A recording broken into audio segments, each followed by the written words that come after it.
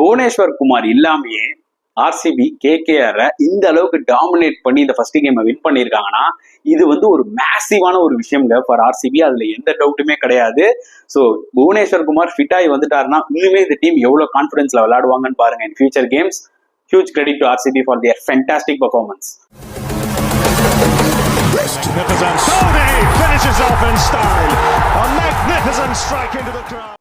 வணக்கம் நண்பர்களே, welcome to my channel CCF, உங்கள் cricket with mister cocktail furious.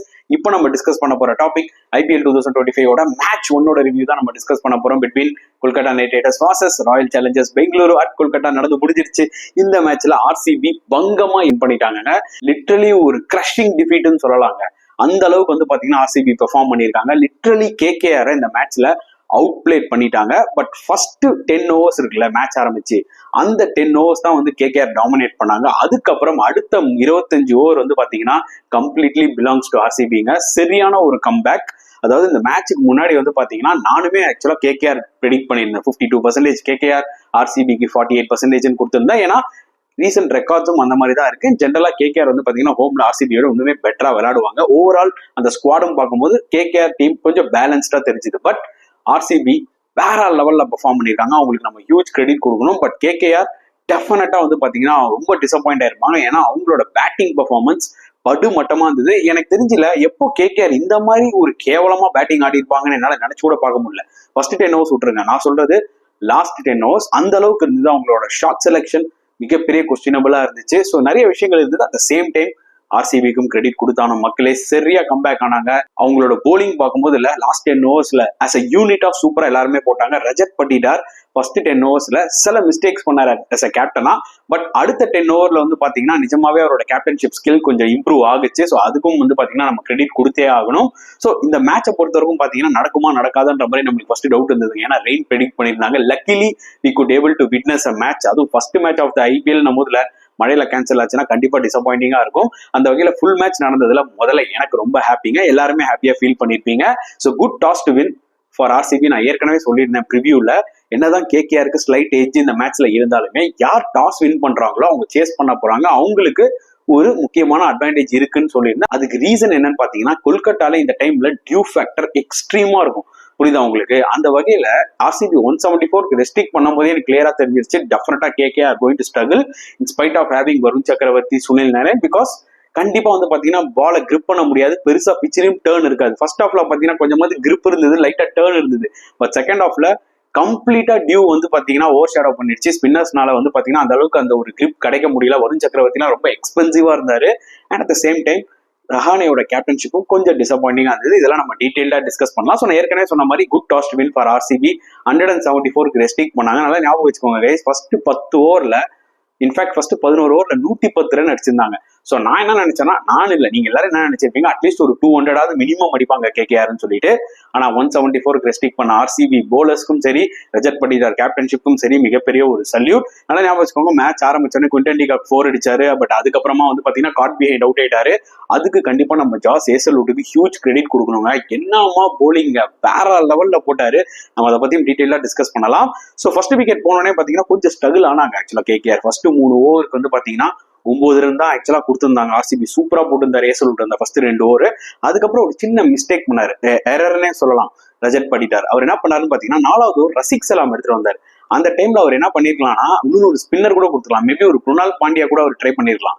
புரியுதா உங்களுக்கு? இல்ல எஸ் தயால் கூட நீங்க 1 ஓவர் கொடுத்துருக்கலாம் அந்த டைம்ல.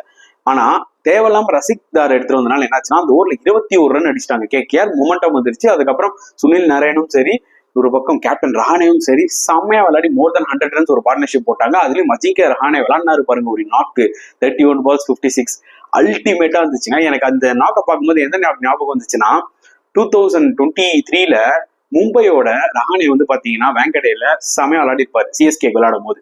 ஸோ அந்த நாக் தான் எனக்கு ஆக்சுவலா ஞாபகம் வந்துச்சு. சரியான டைமிங்க, வேற லெவல்ல விளையாடணும். ஒரு பக்கம் சுனில் நாராயண் இனிஷியலா 15-16 balls ஸ்ட்ரகிள் ஆனாலுமே அதுக்கப்புறம் காம்பன்சேட் பண்ணி அவரும் ஒரு நல்ல கேமியோ 44-45 ரன்ஸ் அடிச்சு கொடுத்துட்டு போனாரு.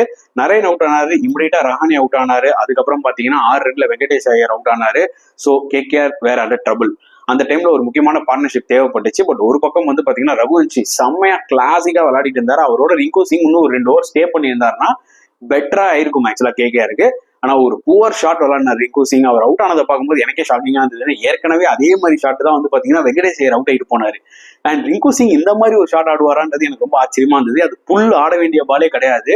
அது வந்து பாத்தீங்கன்னா ரொம்ப டெஸ்பரேட்டா இருந்தாதான் நீங்க அந்த ஷாட் ஆட முடியும். அதுதான் எக்ஸாக்ட்லி ஆடினாங்க. நிறைய ஷாட் செலெக்ஷன் கேள்விக்குறியா வந்து நிக்குதுங்க கேகேஆருக்கு. ஏன்னா கொஞ்சம் ஓவர் கான்பிடன்ஸ்ல விளையாடிட்டாங்களோ, ஏன்னா அவங்களுக்கு நல்ல ஒரு பர்டிகுலர் ஸ்கோர் செட் ஆனதுக்கு அப்புறம் அவங்க ரொம்ப ஓவரா ட்ரை பண்ணிட்டாங்களோன்னு தோணுது. அவங்க நார்மலா விளையாடினாலே 200 மேல அடிச்சிருப்பாங்க, சரிங்களா? சோ அந்த டைம்ல 146 for 5. ஓகே, டப்புன்னு வந்து குணால் பாண்டியா வந்து 3 விக்கெட் எடுத்தாரு. சோ குணால் பாண்டியாவோட ஸ்பெல்லு தான் டோட்டலா ஆர்சிபிஐ கேமுக்குள்ளே எடுத்துட்டு வந்தது. அவரோட அந்த ஆர்ம் டெலிவரிஸ்லாம் ரொம்ப எஃபெக்டிவா இருந்தது. வெங்கடேஷ் ஐயரை தூக்குனாரு, அதே மாதிரி same delivery for Rinku Singh also. அதெல்லாம் அந்த டைம்ல ரொம்ப குரூஷலா வந்து அமைஞ்சுது. So we have to give huge credit to Krunal Pandya. அதுக்கப்புறம் ரஜத் பட்டிதாரோட கேப்டன்ஷிப்பை அப்ரிஷியேட் பண்ற ஒரு தருணம் இப்போ புரியுதா உங்களுக்கு? நம்ம வந்து ஃபர்ஸ்ட் 10 ஓவர்ஸ்ல 4வது ஓவர்ல ரசிக் சலாம் எடுத்து வந்தது ஒரு தவறான ஒரு விஷயம். ஆனா அதுக்கப்புறம் என்ன பண்ணாருன்னு பாத்தீங்கன்னா 16th ஓவர் தைரியமா சுயாஷ் சர்மாக்கு அவரோட 4th ஓவர் கொடுத்தாரு. ஏன்னா அவர் 3 ஓவரா சம்மட்டி வாங்கினாரு, ஓகேங்களா? தைரியமா நான் அந்த 4வது ஓவர் கொடுத்தாரு. ஏன்னா ஆண்ட்ரூ ரசல் வந்து பாத்தீங்கன்னா ஜென்ரலா அகெயின்ஸ்ட் லெக் ஸ்பின் கொஞ்சம் ஸ்ட்ரகிள் ஆயிருக்காரு. சோ ஒரு பவுண்டரி ஒன்னு அடிச்சாரு, அரைக்குழி குத்துனாரு. அடுத்த பால் வந்து பாத்தீங்கன்னா சூப்பரா ஒரு கூகுளி போட்டாரு, போல்ட் ஆயிட்டாரு. எப்ப ஆண்ட்ரூ ரசல் அவுட் ஆனாரோ அப்பவே வந்து பாத்தீங்கன்னா ஆக்சுவலா ஆர்சிபி அந்த கேமை வின் பண்ணிட்டாங்கன்னு எனக்கு தோணுச்சு. அதுதான் நானும் டிஸ்கஸ் பண்ணிட்டு இருந்தேன் ஆக்சுவலா என்னோட ஃப்ரெண்ட்ஸ் கிட்ட எல்லாம். ஏன்னா நல்லா ஞாபகம் வச்சுக்கோங்க, ஏசல்வுட் ஓப்பனிங்ல வேற லெவல்ல போட்டாருங்க. அதாவது இந்த மாதிரி ஒரு போலருக்காக தான் ஆர்சிபி வெயிட்டிங் லாஸ்ட் ஃபியூ இயர்ஸா கரெக்டா எடுத்திருக்காங்க பாருங்க. இப்ப சூப்பரா போட்டாரு. இதுக்கு முன்னாடி ஒரு ஆர்சிபி விளையாடிட்டாரு ஃபியூ இயர்ஸ் முன்னாடி. அந்த சீசன்ல கிட்டத்தட்ட எனக்கு தெரிஞ்சு ஒரு 22 விக்கெட்ஸோ 20 விக்கெட்ஸோ எடுத்திருப்பாரு. ஸோ ஏசல்வுட் மாதிரி ஒரு போலர் இந்த டீமுக்கு கண்டிப்பா தேவைன்றது கிளியரா தெரிஞ்சது. ஏன்னா அந்த ஒரு எக்ஸ்ட்ரா பவுன்ஸ் இருந்தது பாத்தீங்களா ஈடன் கார்டன்ஸ், அதை செம்மையா யூஸ் பண்ணாருன்னு கண்டிப்பா சொல்லி ஆகணும்.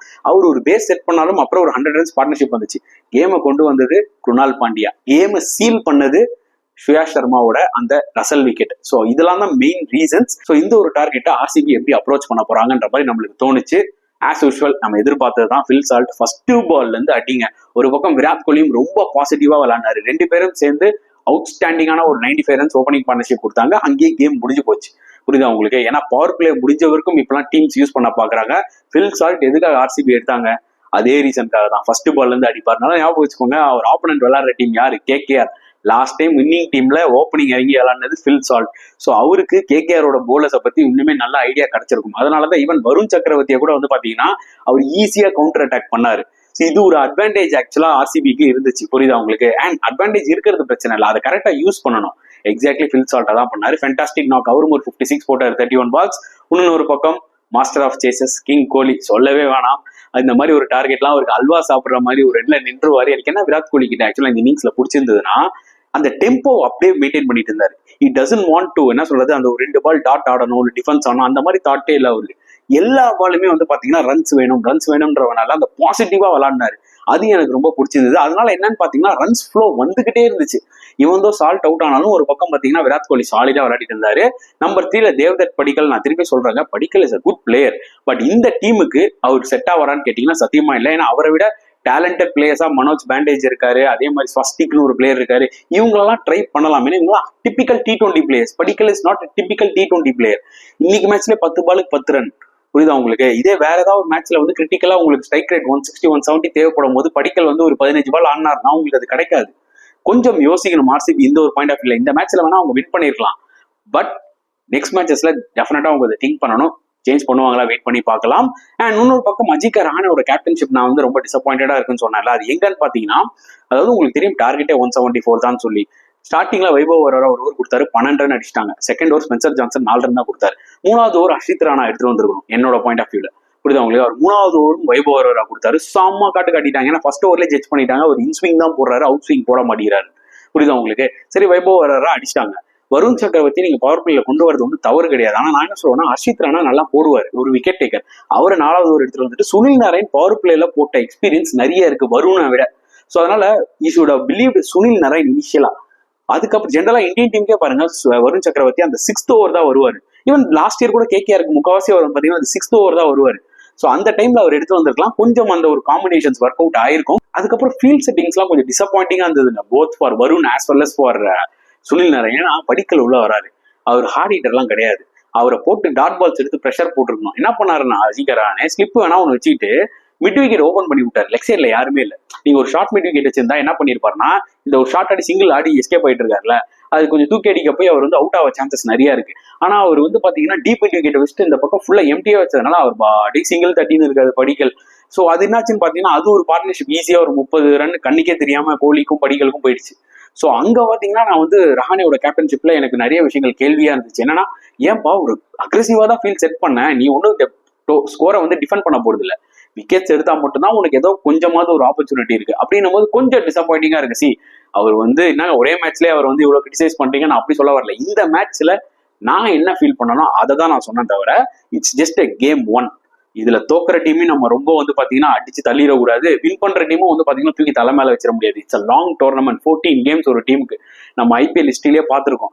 ஜெயிச்சுனே இருக்கிற டீம் என்ன ஆயிருப்பாங்கன்னு தெரியும், தோத்துக்கிட்டே இருக்கிற டீம் என்ன லெவலுக்கு டக்குன்னு வந்துருவாங்கன்னு தெரியும். அதனால it's two early to call. அதாவது ஆர்சிபி இந்த வருஷம் கன்ஃபார்மா அடிப்பாங்க, கேகேஆர் இந்த வாட்டி டாப் 4 வர மாட்டாங்க அப்படின்னு நம்ம சொல்றது வந்து பாத்தீங்கன்னா it's very too early to ஜட்ஜ்ன்றதான் என்னோட ஒரு point of view. Anyways we have to give credit to ஆர்சிபிங்க. ஏன்னா அந்த எக்ஸ்பெக்டேஷன்ஸோட தான் இந்த மேட்ச்குள்ள வந்தாங்க. அவங்களுக்கு தெரியும் எந்த அளவுக்கு அவங்க ஃபேன்ஸ் வந்து அவங்க மேல வந்து நம்பிக்கையோட இருக்காங்க அப்படின்னு சொல்லிட்டு. அப்படின்னும் போது அந்த நம்பிக்கையை ஆக்சுவலா ஆர்சிபி கொடுத்துட்டாங்கன்னு தான் சொல்ல முடியும். ஃபர்ஸ்ட் மேட்ச்ல சரியான பெர்ஃபார்மன்ஸ், அதுல எந்த டவுட்டுமே இல்லை. நான் திருப்பியும் சொன்ன மாதிரி இட்ஸ் அ கம்ப்ளீட் த்ராஷிங், அவ்வளவுதான் சொல்ல முடியும். ஆக்சுவலா கேகேஆர் வந்து பாத்தீங்கன்னா அவங்க கொஞ்ச நேரம் ஸ்டன் ஆகி தான் இருப்பாங்க இப்படி ஒரு டிஃபீட்டை பார்த்ததுல.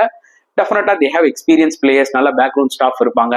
நெக்ஸ்ட் மேட்ச் எப்படி வந்து பாத்தீங்கன்னா அதை ரெக்கவர் ஆகி வின் பண்ணணும்னு பார்ப்பாங்க. அடுத்த மேட்ச் வந்து பாத்தீங்கன்னா they will be playing in Guwahati, அவங்க ஹோம் கேம். ஏன்னா இங்க வந்து பாத்தீங்கன்னா கொல்கட்டால ராம் நவமின்ற ஒரு ஃபெஸ்டிவல் நடக்கிறதுனால அங்க அவங்களால ஹோம் கேம் விளையாட முடியாது. So they will be playing their home game the Guwahati next கேம்ல. வெயிட் பண்ணி பார்க்கலாம் அவங்க ஒரு கம்பேக் கொடுக்குறாங்களான்னு சொல்லிட்டு. ஆர்சிபி பொறுத்த வரைக்கும் ஒரு தரமான ஸ்டார்ட், ஐபிஎல் களை கட்ட ஆரம்பிச்சிருச்சு, அதுல எந்த டவுட்டுமே கிடையாது. அண்ட் குணால் பாண்டியாக்கு கரெக்டா மேன் ஆஃப் த மேட்ச் கொடுத்தாங்க. எனக்கு ரொம்ப ஹாப்பியா இருந்தது, ஏன்னா அந்த மனுஷன் தான் வந்து கேமே உள்ள எடுத்துட்டு வந்தார். ஸோ அதனால அவருக்கு மேன் ஆஃப் த மேட்ச் கொடுத்தது கரெக்ட். ஏன்னா ஜென்ரலா நம்ம ஊர் மக்களுக்கு ஒரு ஹேபிட் இருக்கு, என்ன பண்ணுவாங்கன்னா போலர்ஸ் வந்து சம்டைம்ஸ் கஷ்டப்பட்டு கேம் எடுத்துட்டு வருவாங்க, ஆனா பேட்ஸ்மேன் யார் ஹையஸ்ட் ரன் எடுத்தோம்னா டப்புனு மேன் ஆஃப் த மேட்ச் கொடுத்துருவாங்க. அந்த வகையில அப்படி கொடுக்காம கரெக்டான டிசிஷன் கொடுத்ததுல வந்து பாத்தீங்கன்னா I was so happy. So credit to RCB, அதுல எந்த டவுட்டுமே இல்லை. ஸோ உங்களோட கருத்துக்களை மறக்காம கமெண்ட் செக்ஷன்ல போடுங்க. ஆர்சிபியோட ஃபென்டாஸ்டிக் பெர்ஃபார்மன்ஸ் பத்தியும் போடுங்க, கேகேஆரோட டிசப்பாயிண்டிங் பெர்ஃபார்மன்ஸ் பத்தி நீங்க என்ன ஃபீல் பண்றீங்களோ அதை பத்தியும் மறக்காம கமெண்ட் செக்ஷன்ல போடுங்க. இந்த வீடியோ பிடிச்சிருந்தா லைக் பண்ணுங்க, ஷேர் பண்ணுங்க, முடிஞ்சா சப்ஸ்கிரைப் பண்ணுங்க. ஸோ நெக்ஸ்ட் வீடியோல பார்க்கலாம் ஃப்ரெண்ட்ஸ். அண்டில் தென் பாய்.